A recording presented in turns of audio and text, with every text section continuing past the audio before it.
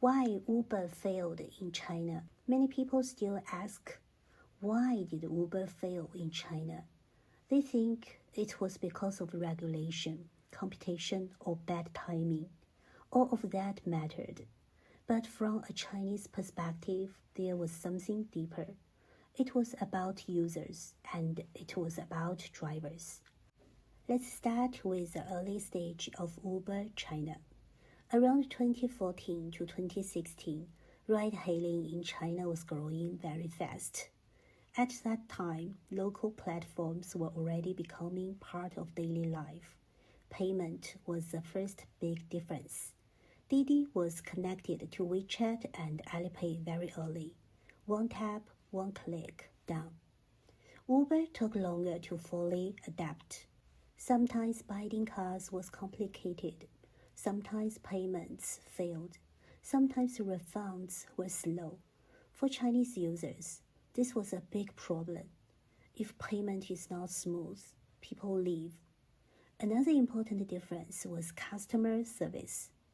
Didi built local support teams, hotlines, WeChat service, city offices. Users could reach real people.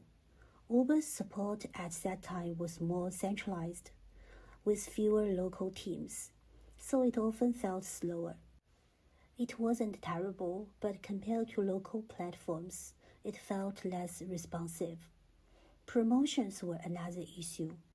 China's ride-hailing market was driven by subsidies. Didi offered aggressive discount, red packets, referral rewards, and local campaigns. Uber's promotion style was more international and less localized. It didn't fully match Chinese user behavior.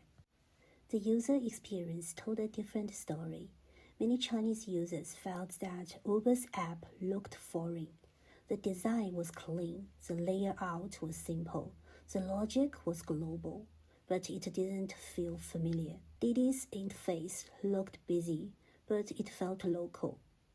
Prices were clear, coupons were obvious, buttons were everywhere. It felt designed for Chinese users. Uber felt professional, but many users didn't feel attached to it. If something went wrong, they were unsure where to go, so they switched. The picture looks different from the driver's side. For many Chinese drivers, ride-hailing was not a hobby. It was their main income. Some were supporting families, some were paying mortgages. Some had left factory jobs to drive full-time. So for them, platform choice was a serious decision. They cared about very practical things. How many orders can I get today? How stable is the income? How clear are the rules? Who helps me when there is a problem? Didi put a lot of effort into supporting drivers. They built local driver groups on WeChat. They organized offline meetings. They offered training.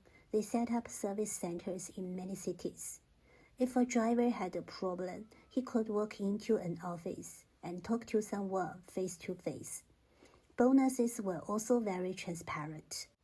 Drivers knew, finish a certain number of orders and you get a bonus. Drive during certain hours and you earn extra money.